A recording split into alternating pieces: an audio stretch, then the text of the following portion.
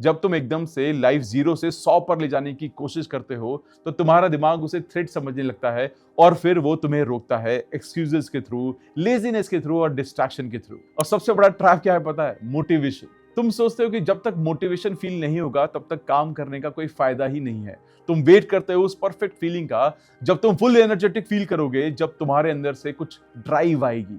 लेकिन सच ये है कि मोटिवेशन एक इल्यूजन है। ये स्टेबल नहीं होता, ये आता है और फिर चला जाता है। अगर तुम अपनी लाइफ को मोटिवेशन के भरोसे चलाओगे तो तुम कभी भी कंसिस्टेंट नहीं रह पाओगे, क्योंकि वो फीलिंग रोज नहीं आएगी, और जब वो रोज नहीं आएगी तो तुम काम भी कैसे कर पाओगे। और यही तुम्हारी सबसे बड़ी गलती है। तुम्हें लगता है कि एक दिन में 16 घंटे काम करके तुम अपनी लाइफ को चेंज कर लोगे।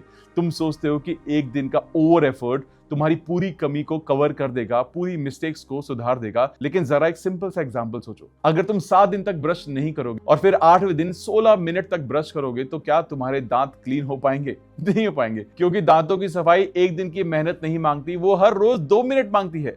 लाइफ भी बिल्कुल ऐसी है। सक्सेस एक दिन की मेहनत से नहीं मिलती, वो रोज के छोटे छोटे एफर्ट से बनती है। लेकिन तुम्हें वो छोटे एफर्ट्स बोरिंग लगते हैं, तुम्हें वो ग्लैमरस नहीं लगते, इसलिए तुम उनको इग्नोर कर देते हो। तुम बस वो मोमेंट देखना चाहते हो जब वो सब कुछ चेंज हो जाए। तुम प्रोसेस को स्किप करना चाहते हो, और इसी चक्कर में तुम बार बार शुरू करते हो और बार बार फेल हो जाते हो। हर बार डे 1 आता है, डे 30 कभी नहीं आता, और धीरे धीरे तुम्हारे अंदर एक बिलीफ बन जाता है कि तुम कंसिस्टेंट नहीं रह पाते। जबकि रियलिटी यह है कि तुमने कभी कंसिस्टेंसी को सच में ट्राई ही नहीं किया।